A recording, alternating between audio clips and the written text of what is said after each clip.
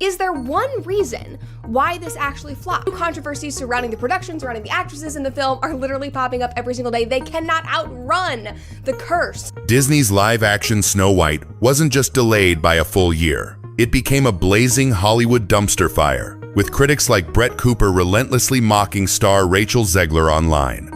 You are simply just there to show up and say your lines and look the way they want you to look.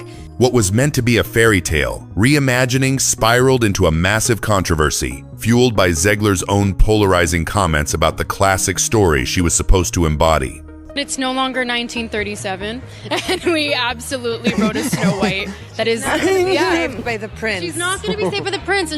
Did this firestorm of backlash, amplified by commentators seizing on every perceived misstep, actually force Disney to hit the panic button and shelve the film? The story involves outspoken opinions, fierce fan defense, and a PR crisis that unfolded long before the cameras stopped rolling. You're a tool, you're a pawn in this film.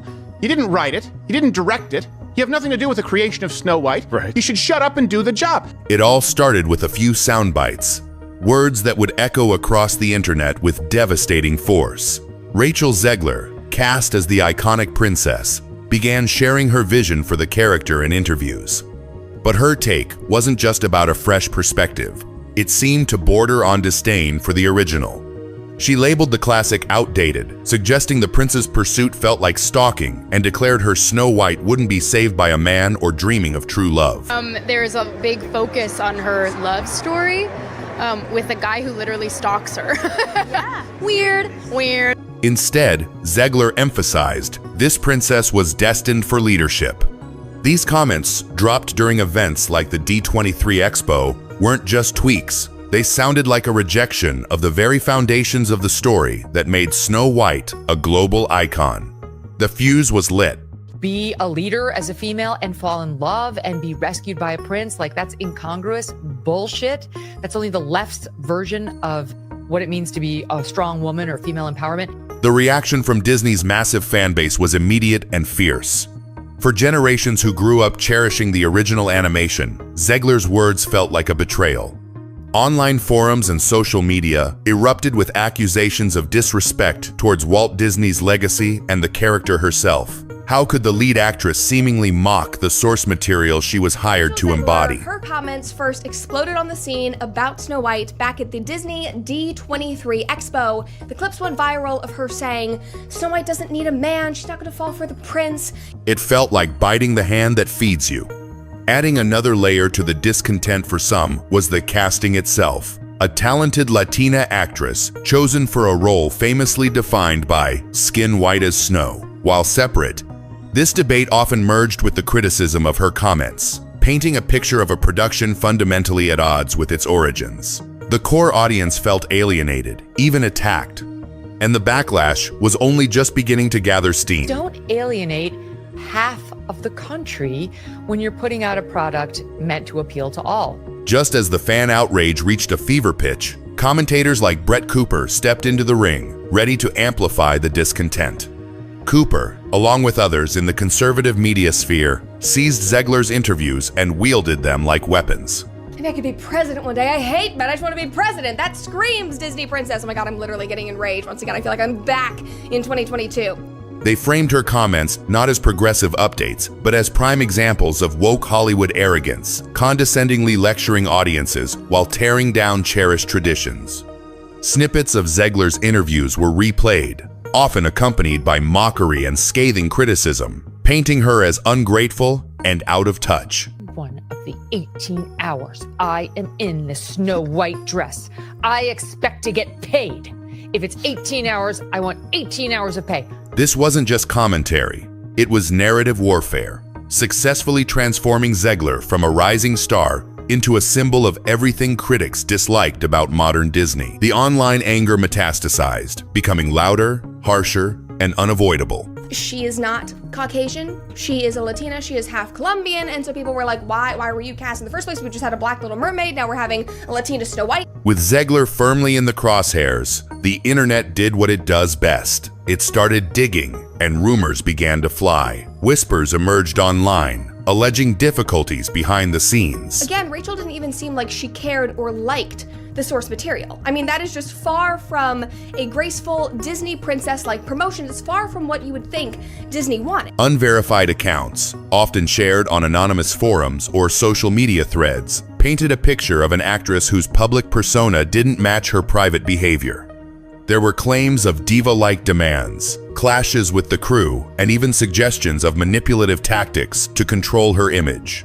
While completely lacking credible sources, these rumors added fuel to the already raging fire.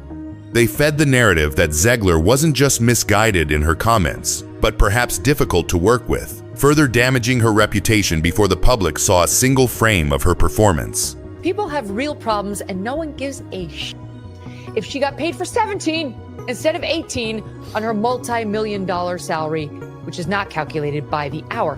Whether true or not, these whispers became part of the toxic cloud surrounding the production.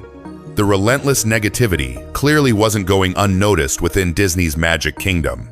The constant barrage of bad press, fueled by Zegler's polarizing image and amplified by critics, created a PR nightmare unlike anything the studio anticipated. Entertain, not send messaging as Snow White sales compete for worst performing live-action Disney adaptation. Then came the decisive move. Disney announced Snow White's release date was being pushed back dramatically, from March 2024 all the way to March 2025. This wasn't a minor shuffle, it was a full-year delay. While studios often adjust schedules, the context here screamed damage control. Industry analysts and fans alike widely interpreted this as a strategic retreat, an attempt to let the intense heat surrounding Zegler and the film die down, potentially rework the marketing strategy, or simply create distance between the controversy and the eventual release. It was a clear signal that the pre-release toxicity had become too potent to ignore. Disney had hit the brakes hard. While Disney strategized behind closed doors, the court of public opinion was already in session, and the verdict online was brutal. Social media platforms became battlegrounds. Hashtags like Go Woke, Go Broke, and Snow Woke trended alongside defenses of Zegler. Memes mocking her comments proliferated.